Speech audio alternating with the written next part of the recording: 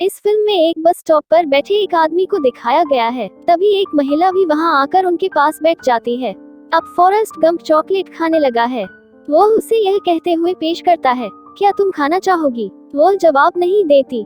Forrest Gump कहते हैं, मैं ऐसे 1.5 लाख चॉकलेट खा सकता हूँ। फिर वो उसके सफेद जूते देखता है। फॉरेस्ट गंप को ये जूते पसंद हैं। वो कहता है, तुम्हारे जूते बहुत अच्छे हैं, वे निश्चित रूप से आरामदायक हैं। वो कहती है, मेरे पैरों में दर्द हो रहा है।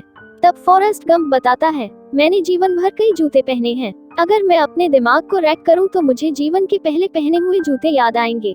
फिर कहानी फ्लैशबैक में खुलती है जहां फॉरेस्ट गंप एक बच्चा है। वो एक डॉक्टर के क्लिनिक में है। उसे विशेष प्रकार के जूतों पर रखा जा रहा है जिसमें स्थिर स्टील की छड़ें होती हैं। डॉक्टर बताते हैं, उनकी रीढ़ की हड्डी में टेढ़ापन है जबकि पैर मजबूत हैं। टेंशन लेने की जरूरत नहीं है, मैं सब कुछ बेहतर कर दूंगा। डॉक्टर के कहने पर फॉरेस्ट गंप गिर जाता है। मैं सब कुछ बेहतर कर दूंगा। फॉरेस्ट गंप की माँ उसे बाहर ले जाती है। वो उसे सलाह देती है, कभी किसी को यह कहने की अनुमति न दे कि वह आपसे बेहतर है। अल्लाह सभी बच्चों के पैरों को आपकी तरह बना सकता है अगर उसने सभी को एक जैसा बनाया है, लेकिन आप अपने आप में अद्वितीय हैं। फॉरेस्ट गंप का नाम उनके दूर के रिश्तेदार के नाम से प्रभावित होने के कारण रखा गया है, इसलिए उसे फॉरेस्ट गंप नाम दिया गया है। फॉरेस्ट गंप की माँ फॉरेस्ट गंप के लिए सर्वोत्तम शिक्षा की कामना करती है, तो वह उसे एक मानकीकृत स्कूल में ले जाती है। लेकिन प्रिंसिपल का कहना है कि इस बच्चे का IQ लेवल कम होने के कारण इस स्कूल में दाखिला नहीं मिल सकता है। फॉरेस्ट गंप की माँ बोली, नहीं, मेरे बेटे को सामान्य बच्चों के स्कूल में मिलेगी पढ़ाई। प्रधानाचार्य आगे कहते हैं, हमारे स्कूल में प्रवेश के मापदंड में फॉरेस्ट गंप इसकी आवश्यकताओं को पूरा नहीं करता है। आप उसका दाखिला उस स्कूल में करा दें जो फॉरेस्ट गंप जैसे खास बच्चों के लिए है। लेकिन फॉरेस्ट गंप की माँ ने बाद में प्रिंसिपल को मना लिया। अब फॉरेस्ट गंप को एक मानकीकृत स्कूल में प्रवेश मिल गया है। कोई भी उसे पहले दिन बस में सीट नहीं देता। एक छोटी लड़की है जो उससे पूछती है, क्या तुम यहाँ बैठना चाहोगे? और वो फॉरेस्ट गंप के लिए सीट बनाती है। इस लड़की का नाम जेनी है। वे दोनों अच्छे दोस्त बन जाते हैं। फॉरेस्ट गंप और उनकी माँ उनके घर में सिर्फ इसलिए रहती है क्योंकि वह अनाथ हैं। उनकी माँ अपने आवास को गेस्ट हाउस के रूप में उपयोग करती हैं, जिससे आय का स्रोत बन जाता है। इसलिए उनके घर में लोगों का आना जाना जारी है। एक बार एक गायक उनके घर आता है। जब वह गायक गिटार बजा रहा होता है तो फॉरेस्ट गंप अजीब तरह से नाचने लगता है। उनके चलने का अंदाज भी बड़ा अजीब है। कुछ दिनों के बाद जब फॉरेस्ट गंप और उसकी माँ बाजार से गुजर रहे होते हैं, वे टीवी पर उसी गायक को देखते हैं जो उनके घर अतिथि के रूप में आया था और वह वही नृत्य कर रहा है जो उसके सामने फॉरेस्ट गंप द्वारा किया जा रहा था। लोग एक्साइटमेंट महसूस कर रहे हैं और उन्हें पसंद भी कर रहे हैं।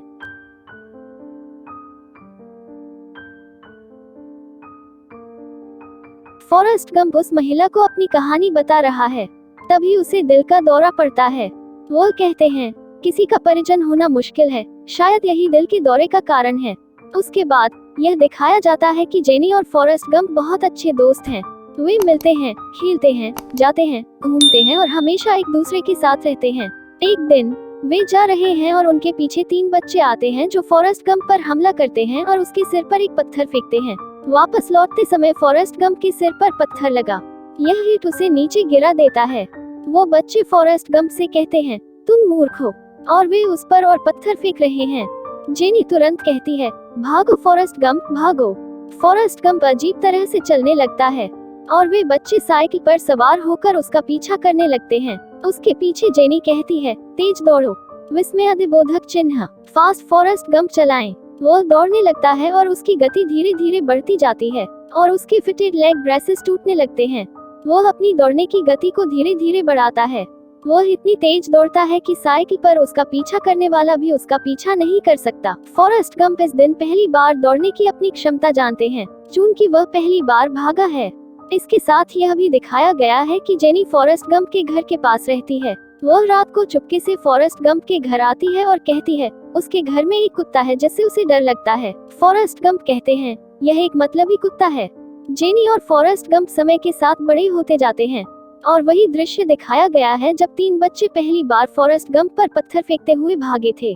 सभी बच्चे बड़े हो गए हैं। आज वे फिर फॉरेस्ट गंप पर पत्थर फेंकते हैं। उन्हें साइकिल पर नहीं बल्कि जीप में सवार किया जाता है और जेनी कहती है, भागो फॉरेस्ट गंप भागो। फॉरेस्ट गंप दौड़ते हुए एक मैदान में पहुंच जाता है जहां पर फुटबॉल मैच खेला जा रहा है। एक स्ट्राइकर दौड़ रहा है और अपना लक्ष्य बनाने के लिए गेंद ले रहा है। फिर फॉरेस्ट गंप बहुत तेज दौड़ता है क्योंकि वह उस स्ट्राइकर को पीछे छोड़ देता है। दौड़ते भागते वह वहां से निकल जाता है। वर्तमान फुटबॉल कोच पूछते हैं, वह कौन है? प्रशिक्षकों में से एक का कहना है, उसका नाम फॉरेस्ट गंप है। वो समझदार नहीं है, लेकिन उनके दौड़ने की गति को देखते हुए उनके द्वारा उन्हें एक फुटबॉल खिलाड़ी के रूप में काम पर रखा जाता है। नतीजतन फॉरेस्ट गंप को भी कॉलेज में प्रवेश करने का अवसर मिलता है। और फॉरेस्ट गंप खेलते समय फुटबॉल मैच के नियमों से अनजान है, लेकिन वह केवल गेंद लेकर दौड़ना जानता है। वह दौड़ना शुरू कर देता है जैसे कोई उसे गेंद देता है, और वह तब तक नहीं रुकता जब तक कोई उसे पकड़ नहीं लेता। वह बहुत तेज है और उसकी वजह से मैच जीता जा रहा है। समय बीतने के साथ फॉरेस्ट गंप की प्रतिष्ठा शिखर को छूती है। उन्हें ऑल अमेरिकन टीम में भी रखा गया है और वे 5 साल तक मैच खेलना जारी रखते हैं। साल खेल खेलने के बाद उन्हें कॉलेज की डिग्री मिलती है। वह कहते हैं, मैंने फुटबॉल खेला था इसलिए डिग्री मिली। जब उनके कॉलेज में दीक्षांत समारोह का दिन था तो एक सेना अधिकारी भी उनके कॉलेज में जाता है और वह फॉरेस्ट गंप से पूछता है, क्या आपने अपने करियर के बारे में कुछ सोचा है? फॉरेस्ट गंप आर्मी में भर्ती है। फॉरेस्ट गंप को लेने के लिए सेना के अधिकारियों से भरी एक बस वहां पहुंचती है। ये सभी ट्रेनिंग के लिए जा रहे हैं।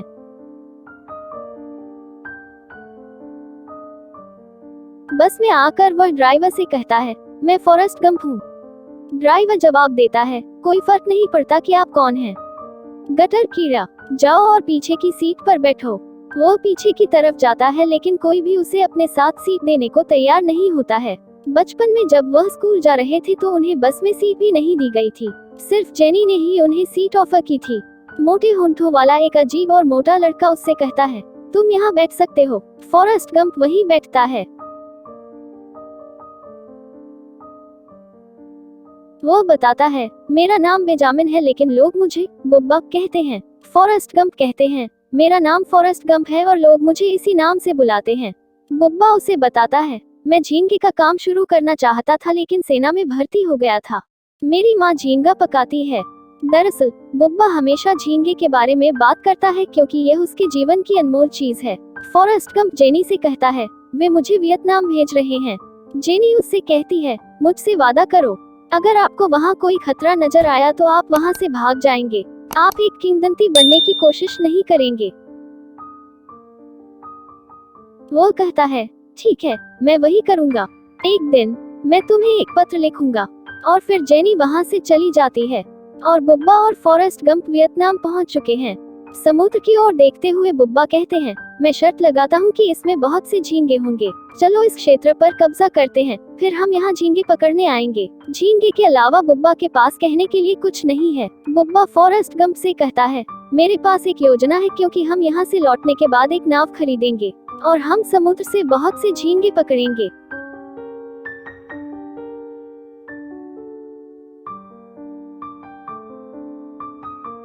हमारे बीच 50-50 की पार्टनरशिप होगी। हमारे लिए किसी घर की आवश्यकता नहीं होगी क्योंकि हम नाव पर सो सकते हैं और हमारे पकड़े गए झींगे हमारा भोजन हो सकते हैं। फॉरेस्ट गंप कहते हैं, यह एक अच्छा विचार है।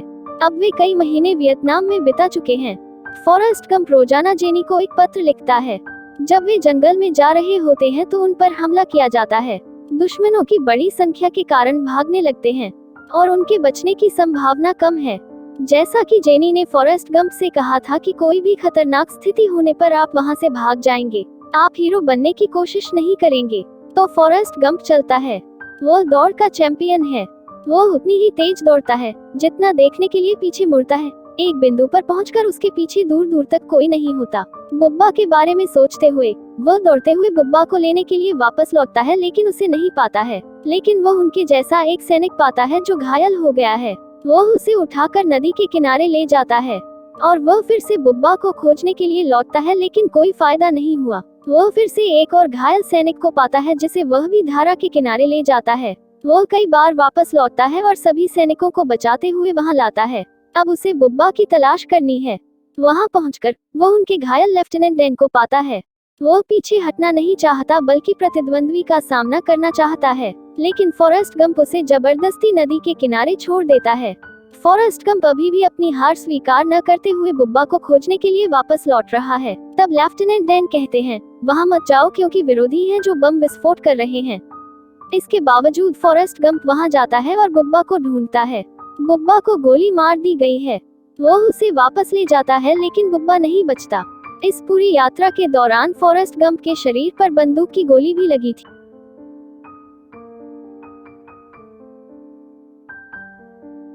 फिर दिखाया जाता है कि सेना के सभी अधिकारी अस्पताल में भर्ती हैं। सभी घायल हैं लेकिन फॉरेस्ट गंप वहां खुशी मना रहा है। सेना का एक अधिकारी उसे वहां पहुंचने पर कहता है, आपको सम्मान के पदक से सम्मानित किया जाता है क्योंकि आपने लोगों की संख्या को बचाया था। अब उन्हें राष्ट्रपति से पदक प्राप्त करने की जरूरत है।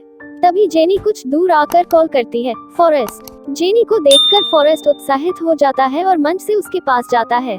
वो उसे गले लगाता है। फिर उनकी लंबी बातचीत होती है और जेनी उसे अपनी पूरी यात्रा के बारे में बताती है कि उसके द्वारा कौन सी चीजें की गई थी। फॉरेस्ट गंप को मेडल ऑफ ऑनर मिला है। वो वियतनाम के बारे में बताता है। उसने जेनी को यह कहते हुए सौंप दिया, मैंने वही किया जो तुम मुझसे करना चाहते थे। फिर जेनी उसे अपने कुछ दोस्तों से मिलवाने के लिए ले जाती है। इनमें जेनी का एक खास दोस्त भी है। फॉरेस्ट गंप को गले लगाकर वह उस दोस्त के साथ चली जाती है। जेनी फिर से फॉरेस्ट गंप से बहुत दूर चली गई।